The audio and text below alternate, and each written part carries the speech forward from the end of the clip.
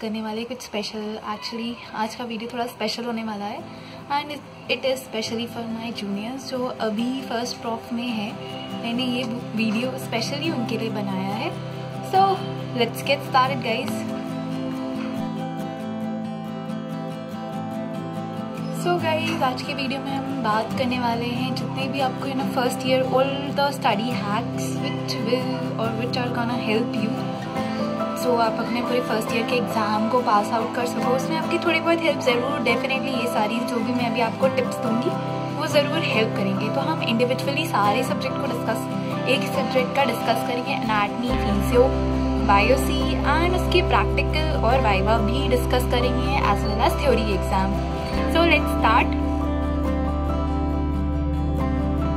So guys, our first subject is anatomy, जिसका हम पहले एग्जाम बात करते हैं थ्योरी एग्जाम। देखो होता है यार, जब आप MBBS में आते हो ना तो first year is oh my god there are so much to study ना, इतना ज़्यादा आपका एक तो कोर्स इतना ज़्यादा होता है। ओके आई नो काफ़ी टाइम तक तो ऐसा हो जाता है 5-6 महीने लग जाते हैं यार एनाटमी समझते समझते, कुछ समझ ही नहीं आ रहा होता है।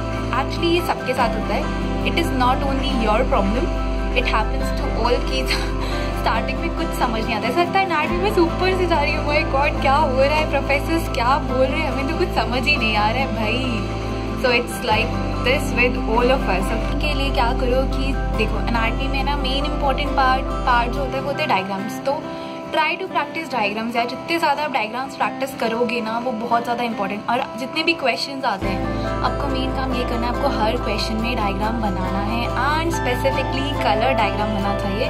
और कलर के लिए भी डायग्राम्स में आपको पता होगा एनाटमी में कलर कोडिंग होती है, आपको स्पेसिफिक कलर से स्पेसिफिक चीज़ें ही बनानी है। लाइक नर्व्स आप येलो से ही बनाएंगे, वेन्स आप डार्क ब्लू कलर और आर्टरीज आप रेड, ऐसे और भी बहुत सारी हर चीज़ के लिए कलर कोड्स हैं जो आपको इस्तेमाल करने हैं। आई नो सबको पता होगी ये सारी चीज़ें तो ठीक है। एंड आपको ये भी पता होगा कि you know there is a book, मतलब हम उसको SQB बोलते हैं and it is only for first year तक ही है ये SQB वाली बुक। एक्चुअली इस बुक में सारे इंपॉर्टेंट क्वेश्चंस होते हैं जो अभी तक पास्ट 10 ईयर्स में आए हुए हैं, जितने भी वेरी इंपॉर्टेंट और शॉर्ट नोट वाले वो सारे क्वेश्चंस मिल जाएंगे। तो इट हेल्प्स कि आपको पता चल जाता है कि कौन कौन से इंपॉर्टेंट टॉपिक है जो आपको प्रिपेयर करने and how the questions are asked. और आई नो लिखना बहुत पड़ता है गाइस, MBBS में आके ऑब्वियस है आपको एक बहुत ज़्यादा लिखना होता है। तो लिखने का तो कोई इशू नहीं है, आपको सारे सब्जेक्ट में बहुत सारा ही लिखना है, आराम से बहुत लिखना है। तो एनाटमी में आई फील जो मेन इंपॉर्टेंट है कि आप डायग्राम्स पे फोकस करो, आपके डायग्राम्स अच्छे होने चाहिए। कलर डायग्राम्स, पेंसिल कलर्स, आपको स्पेसिफिकली पेंसिल कलर्स का यूज़ करना है, this is also specified. And I would suggest अगर आपको डायग्राम्स BDC के समझ में, मतलब BDC के हो सकते हैं थोड़ा डिटेल वैसे रहते हैं, तो आप विश्राम सिंह इस्तेमाल कर सकते हो डायग्राम्स के लिए। और you can also refer to atlas is also good for diagrams, अगर आपको रेफरेंस के लिए चाहिए ना तो आप रेफर कर सकते हो, right. So this is all about कि आप थ्योरी एग्जाम कैसे दोगे। Now moving on to practical and viva. तो देखो गाइस अब होता क्या है कि प्रैक्टिकल में तो आई फील आप सबकी स्पॉटिंग भी होती है, राइट। स्पॉटिंग में तो स्पॉट्स आर ईजी गई, स्पॉट ज़्यादा मुश्किल नहीं होते क्योंकि आप पूरे अपने साल भर में इतनी स्पॉटिंग आप कर चुके हो कि अब जो स्पॉटिंग आएगी आप इजीली कर सकते हो, ठीक है, आपको इससे डरने की ज़रूरत नहीं है। बात होती है प्रैक्टिकल एंड वाइवा। तो प्रैक्टिकल में क्या क्या रखते हैं आपके प्रोफेसर्स। प्रैक्टिकल में वो लोग सिर्फ क्या रखेंगे जो मेजर ऑर्गन्स और इम्पॉर्टेंट ऑर्गन्स है, राइट। तो इम्पॉर्टेंट ऑर्गन्स में आपका हार्ट, लंग्स और स्प्लीन हो गया, स्टमक हो गया, फिर बोन्स तो आपकी यार बहुत सारी ऑलमोस्ट सारी मिल जाती है बोन्स आपको, ये हो गया। और फिर वाइवा भाई आपका उसी से रिलेटेड होगा, आपने जो ऑर्गन पिक किया है उसी से आपसे क्वेश्चंस पूछे जाएंगे। और I don't think so it is hard क्योंकि अब तो यार मतलब यूट्यूब पे बहुत सारी वीडियोस अवेलेबल है जिससे आप ऑनलाइन स्टडी कर सकते हो ऑर्गन्स की, बोन्स की एंड इवन डाइसेक्शन की, राइट। तो बहुत ज़्यादा हेल्प मिलती है। आई फील कि आपको ऑनलाइन थोड़े मतलब ऑनलाइन वीडियोस देखनी चाहिए because these are very much helpful. क्योंकि जब हमारा टाइम आता था ना तो हम भी ऐसे ही करते थे, वीडियो को कम से कम अगर डाइसेक्शन वाली या फिर कोई भी ऐसे ऑर्गन वाली उसको 1-1, 2-2 बार देख लेते ताकि अच्छे से रिटेन हो जाए। You know sometimes we study, हम पढ़ते ज़रूर है बट वो दिमाग में इतना नहीं रह पाता क्योंकि अगर आप ऑर्गन को डिस्क्राइब करोगे आपको उसका बॉर्डर, सरफेस सब कुछ डिस्क्राइब करना होता है, राइट। तो बहुत ज़्यादा मुश्किल हो जाता है, फील थोड़ा बहुत हो जाता है, ये सबका याद रखना। बट धीरे धीरे जब आप सीखोगे ना क्या क्या है along with the video and the notes तो आपके लिए ईजी होगा। So try that. तो एनाटमी में आई फील हाँ हिस्टो इज ऑल्सो लाइफ यार। हिस्टो में डिपेंड्स ना, आपको थोड़े बहुत स्लाइड्स ध्यान रखने होंगे, उनके इंपॉर्टेंट फीचर्स क्या क्या हैं, तो वो आपको हेल्प कर सकता है। हिस्टो में मैं ज़्यादा कुछ तो नहीं बता पाऊँगी क्या क्या, बट आपको थोड़े इंपॉर्टेंट फीचर्स याद रखने हैं। और एक्सरे भी गाइज इंपॉर्टेंट वाले जो आपके यूजुअली टीचर्स मार्क करवा देते हैं क्या क्या इंपॉर्टेंट, मतलब बता देते हैं, आपके सीनियर्स आपको बताए होंगे ये, तो वो सारी चीज़ें आप पढ़ लेना। एक्सरे हो गया, हिस्टो हो गया। सो this is all for anatomy. Anatomy में एक और चीज़, मतलब यूजुअली ऐसी गलती ना बहुत बार हो जाती है, जब आपसे कोई लिम्ब पूछते ना प्लीज़ उसको देख लेना वो कौन सा साइड है। समटाइम टू इट हैपन्स कि आप जल्दी में गलत अपर लिम्ब को लोअर लिम्ब, मतलब इट हैपन्स मेनी ऑफ, ऐसा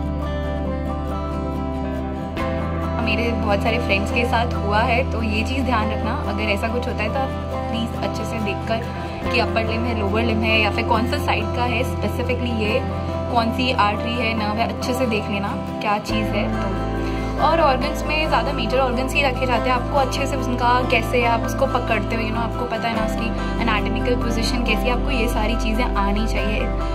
बोन्स हो गई, इनका भी सेम वही है, और आपको अच्छे से प्रिपेयर करना है बस, सब कुछ अच्छे से। ओके,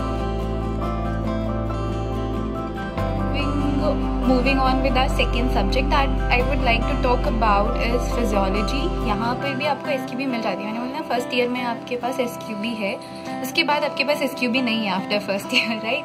तो आपको SQB मिल जाएगी जिसमें आपको सारे इंपॉर्टेंट क्वेश्चंस मिल जाएंगे। सेम विद दिस, आप फिजियो में भी ऐसा कर सकते हो, राइट। तो इससे आपको वही सेम चीज़ जो मैंने एनाटमी के लिए पूरी वही इंपॉर्टेंट क्वेश्चंस पता चल जाएंगे, किसके कौन कितने बार आया है, क्या क्या इंपॉर्टेंट है, तो आप उस हिसाब से स्टडी कर सकते हो। आप क्या किसको ज़्यादा इंपॉर्टेंस देना है लाइक दैट, तो आप वैसे स्टडी कर सकते हो, राइट।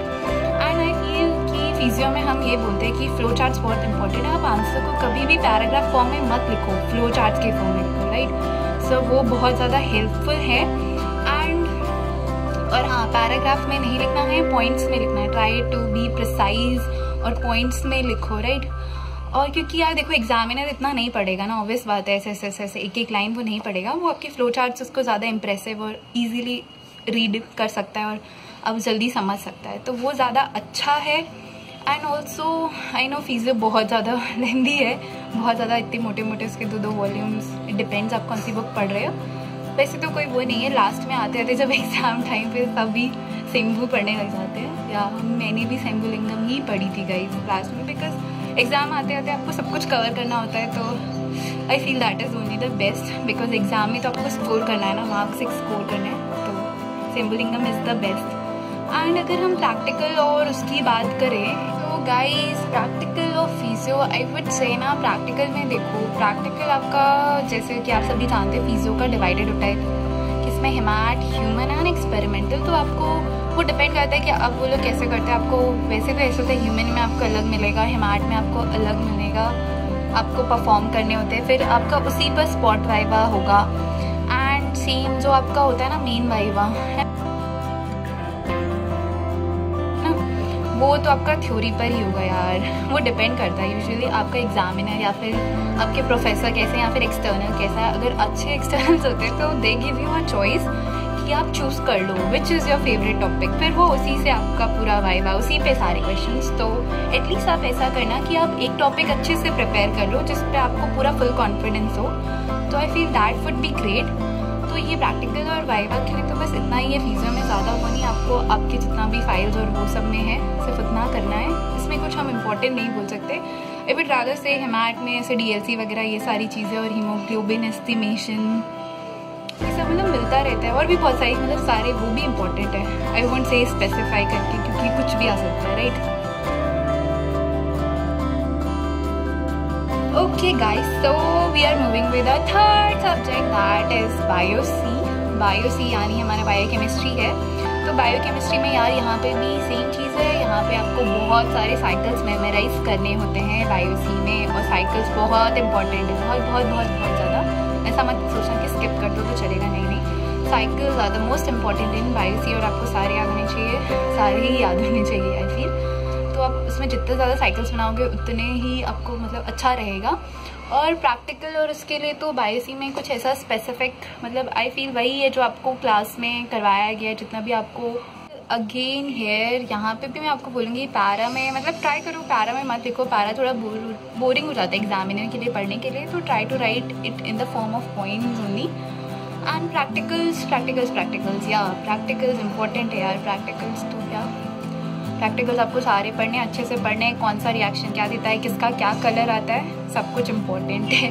और केस स्टडीज़ भी इम्पॉर्टेंट है बायोसी में, ना केस स्टडीज़ होती है वो भी इम्पॉर्टेंट है, जो इनबॉर्न मेटाबॉलिज्म और उसकी होती है, तो वो सारी आपको आनी चाहिए, वो सब इम्पॉर्टेंट है। एंड अगेन इन वाइवा में आपको सारी थ्योरी से ही चीज़ें पूछी जाती हैं। यहाँ पे भी आपको हो सकता है कि ऑप्शन मिल जाए कि व्हाट इज़ योर, आपका कौन सा अच्छा टॉपिक या फिर फेवरेट टॉपिक है, तो उससे आप एग्जामिनर आपसे उस टॉपिक से रिलेटेड क्वेश्चंस पूछ सकता है, तो इसमें भी आप प्रिपेयर कर सकते हो, राइट।